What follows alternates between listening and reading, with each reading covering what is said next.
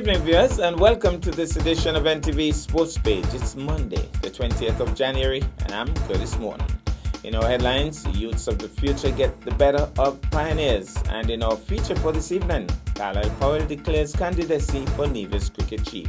We'll take this break and I'll be right back.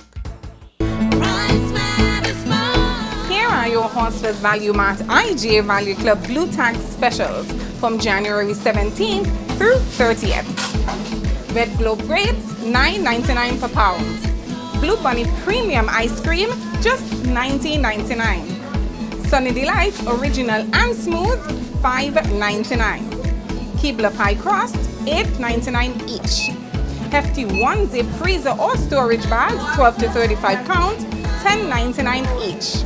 Malto Meal cereals, 26 to 30 ounces, $8.99. Essential Everyday Roasted Peanuts, $9.99. Essential Everyday Yogurts at just $2.55. IGA Salt, plain or iodized, is just $2.49. Shop smart, shop Value Mart. Sea listo y haga sus compras a Value Mart.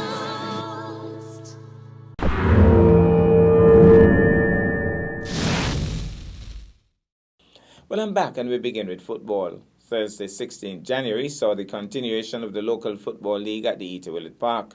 The exuberant youths of the future came up against the more seasoned pioneers.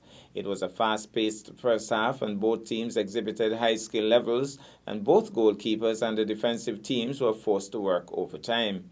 However, the youths were able to capitalize on an error in the Pioneers' defense and slam home their first goal.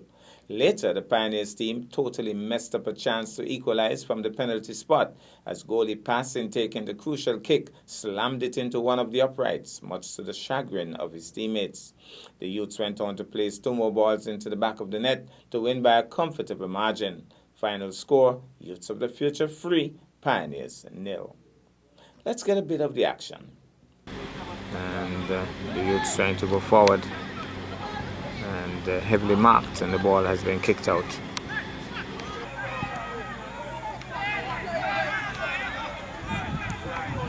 Ball has been knocked around. Pioneers with it now. Drives hard. Goes up with a powerful head. The whistle goes. What's happening here? Well, it looks as if it's a free kick. It's definitely not a penalty. Stopped. Drives into it. Pushing forward now. Man goes down in fantastic fashion. And what's the referee's call here? It looks as if it could be a penalty. Remember, the score is 1-0. Youths of the Future leading at this point. And it looks as if Pass has asked to be the one to kick it, has he? It definitely looks as if Pass is going to take that kick. Well, I'm sure that Pass volunteered for that. A goal has been scored on him. He wants to score one as well. Goalkeeper to goalkeeper. And he doesn't score it. He doesn't score it. Handball out there. Referee doesn't pick it up. Ball still in play.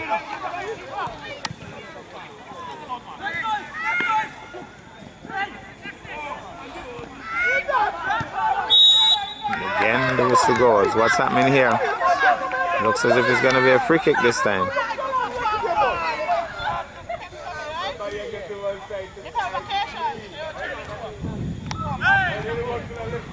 Again. Youths creating pressure. Well stopped by Pass momentarily, but it goes in. Stopped it initially, but couldn't stop the rebound. Make that 2 to zip for the youths. Now to cricket, Jaden Seals and Matthew Ford shared 7 wickets between them to bowl Australia out for 179, after which all-rounder Naeem Young dragged West Indies out of a precarious position to seal a win in the first Group B game of the 2020 Under-19 World Cup. After leg spinner Tanvir Sangha took 4 top order wickets, West Indies seemed to be in plenty of trouble in their chase, but then Young combined in a 78-run partnership for the 5th wicket with Ford to stabilise their chase. Summarised scores: West Indies 180 for 7, Young 61, Sangha 4 for 30, beat Australia 179 all out, Fraser McGurk 84, Seals 4 for 49, Ford 3 for 24. West Indies under 19s winning by 3 wickets. Good news. We'll take this break and I'll be back with our feature for this evening. As a responsible taxpayer, you help to finance free health care at all health centers on Nevis. Thank you for putting country above self. This message was brought to you by the Inland Revenue Department, Nevis. Be a responsible citizen.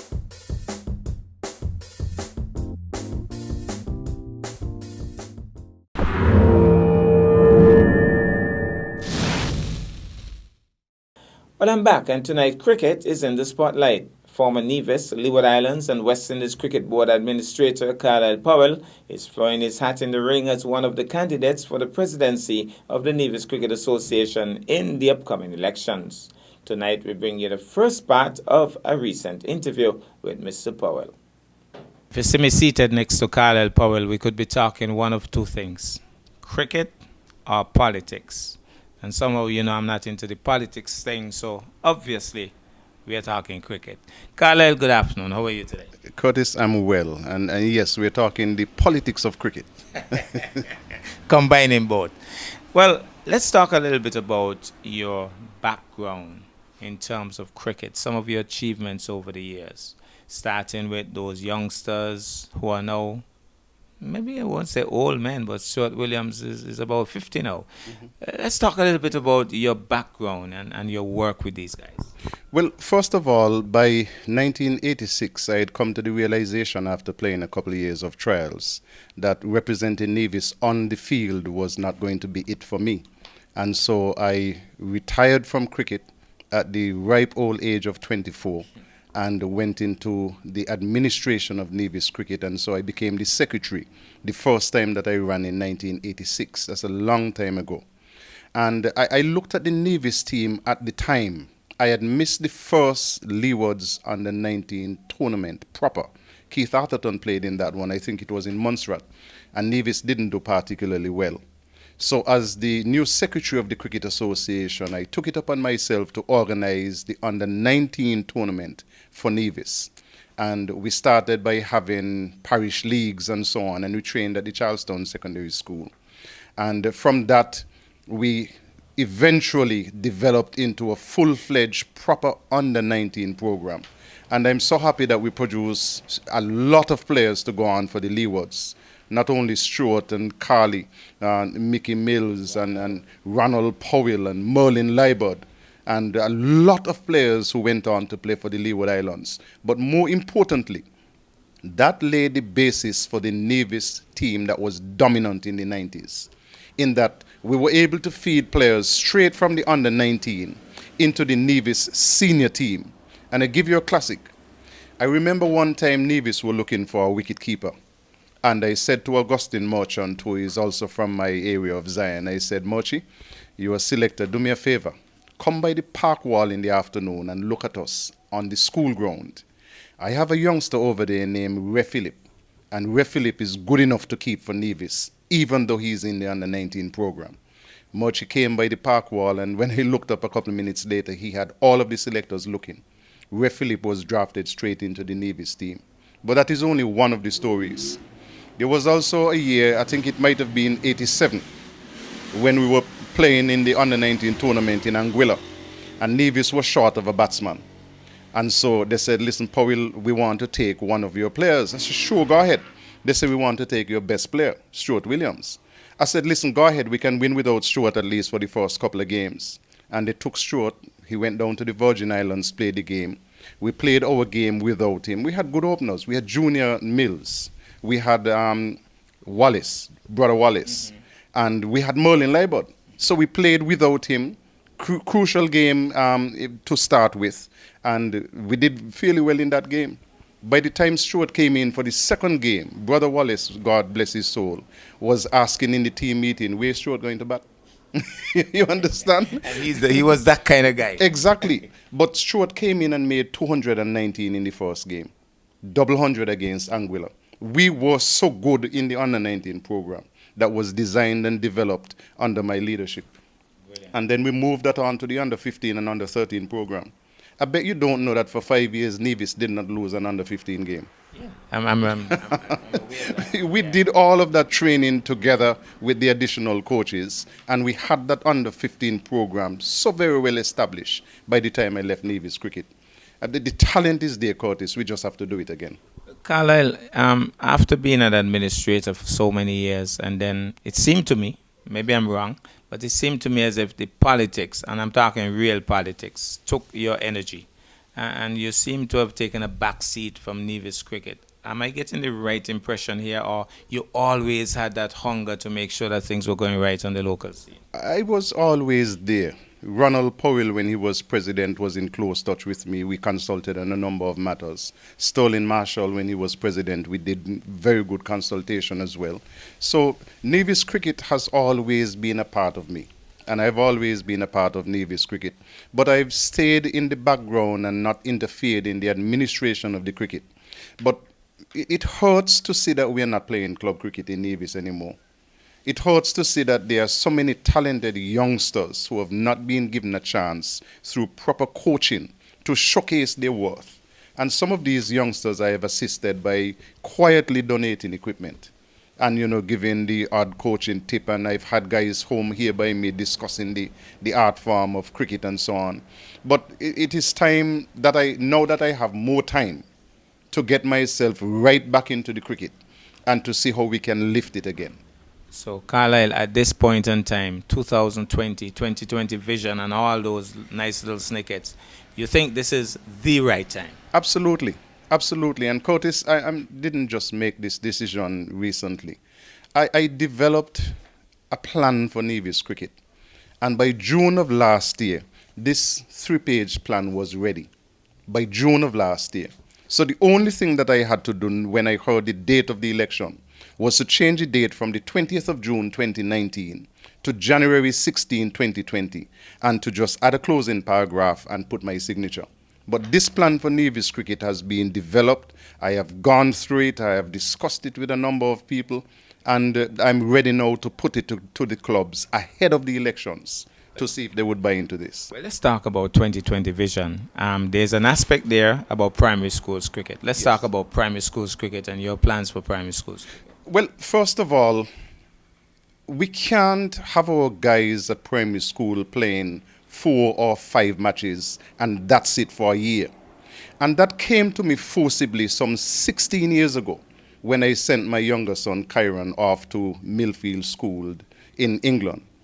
In 1 year, as a matter of fact, in the April term, he had played more cricket than he had played in his entire school career in Nevis, from primary school to secondary school.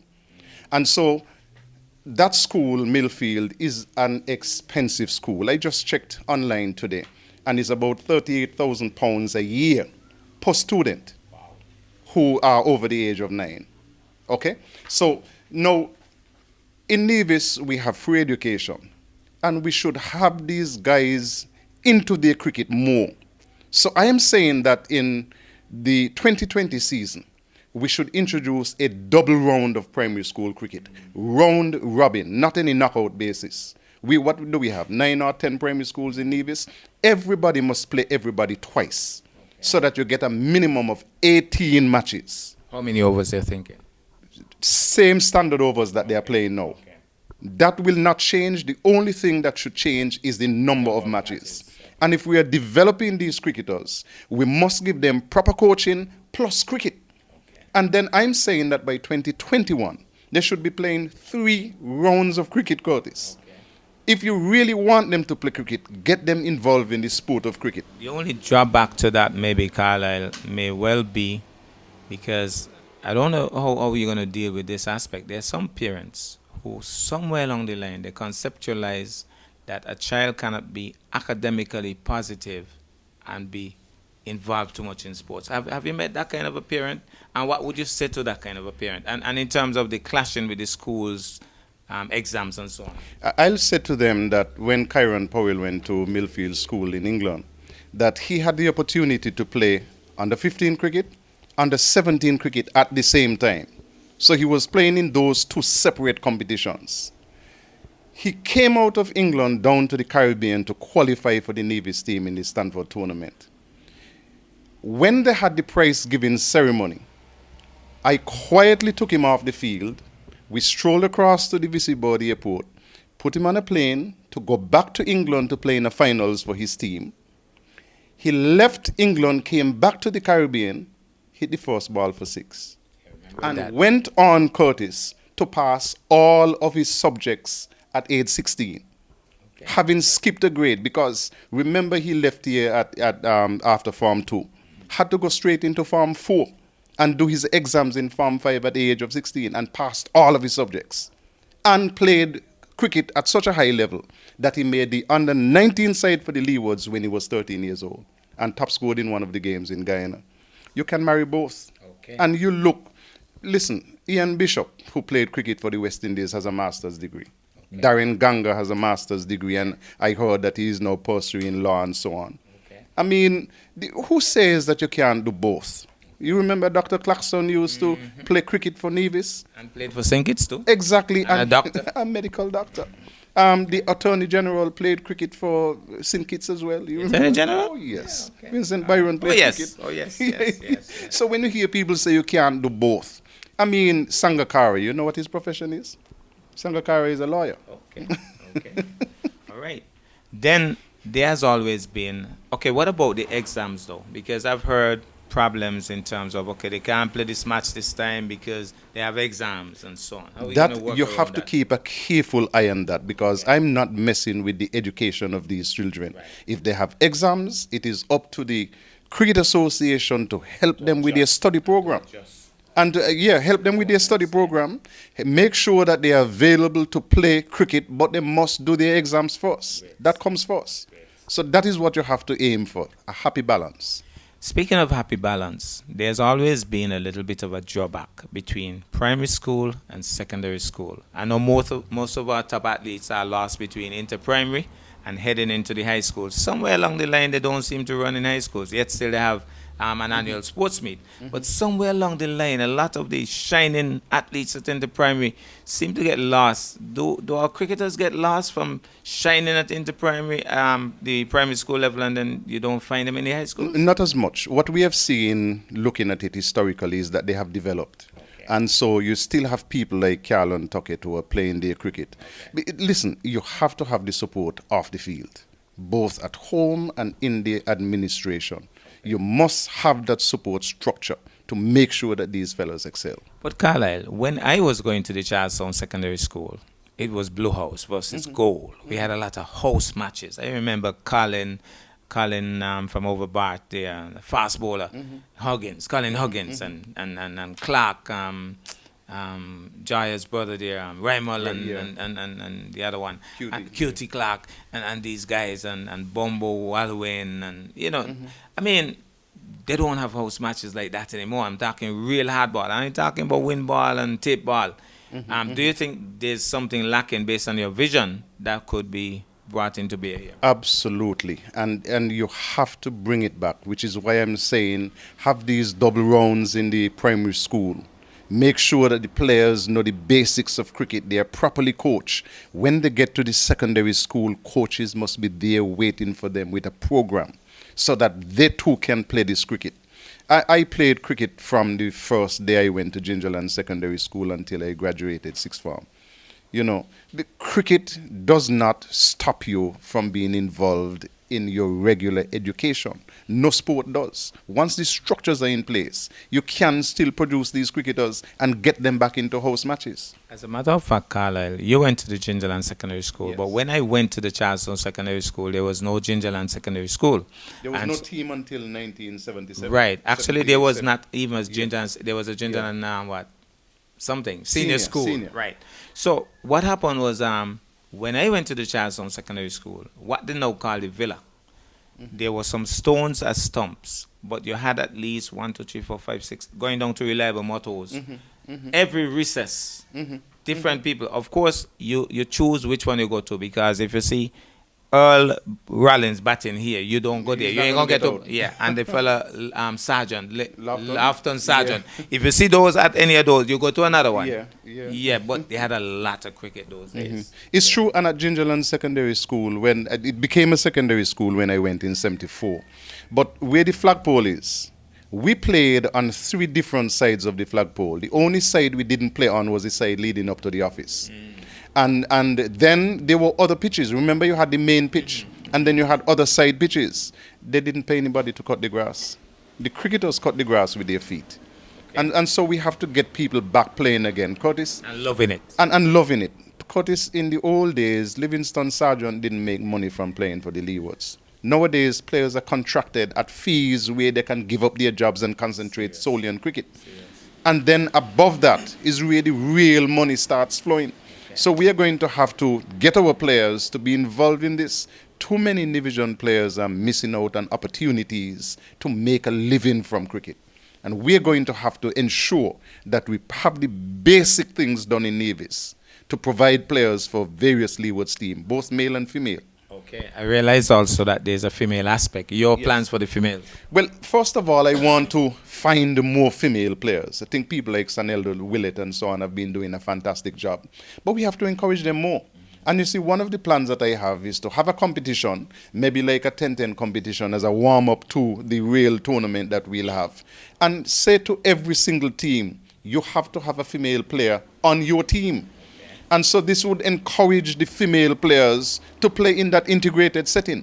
But we also must have competitions which are specifically geared for the females. Because we also have a Nevis female team which has been competing against St. Kitts, where players are selected to move on to the Leewards. So we have to give them every opportunity to better their craft. As you mentioned St. Kitts, do you think that St. Kitts would play an integral role in your plans? Because St. Kitts seem to have a different program. They've gone to me on a different level from us. And if we play more cricket with clubs in St. Kitts, whether males or females, I believe it would only enhance well for both islands. Listen, some of the best cricket that I've seen in my lifetime was probably back in the 80s. The Berridge Howell matches. And they sharpened Division cricketers for engagements at the upper level. When a division played Berridge Howell and Carl Tuckett and Stuart Williams started back in, I think, about 86 as well in Berridge Howell matches against St. Kitts.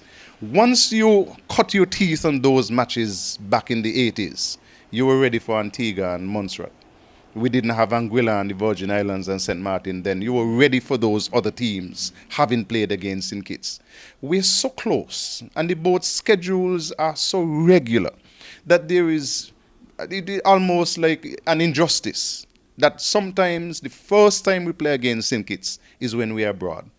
Last year in the 50-over competition, the first time we met St. Kitts was in Antigua, and they're just there in St. Kitts. We never played a warm-up match against them. Tomorrow, by God's grace, we'll complete the interview. That's our package for this evening. I am Curtis Morton, reminding you that you can watch sports if you are not fit. But to play sports requires fitness, diligence, and sacrifice. Have a good night.